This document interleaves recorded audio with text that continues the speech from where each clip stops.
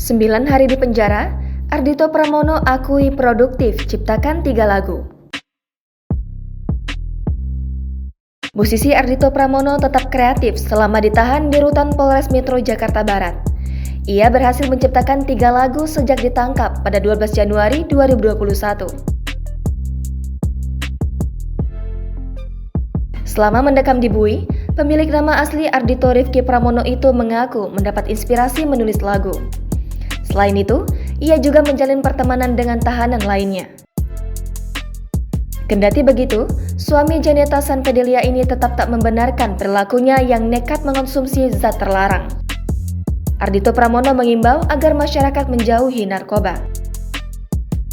Ardhito Pramono kini sudah dibawa ke rumah sakit ketergantungan obat.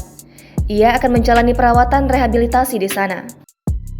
Keputusan itu diambil setelah sang musisi menjalani proses asesmen.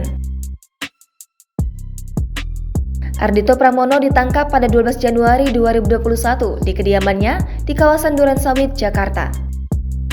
Dari penangkapan tersebut, polisi juga mengamankan narkotika jenis ganja.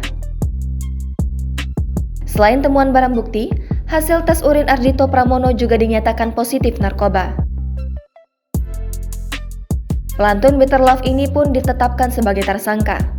Atas perbuatannya, Ardhito Pramono dikenakan pasal 127 ayat 1 Undang-Undang Nomor 35 Tahun 2009 tentang narkotika dengan ancaman penjara paling lama 4 tahun.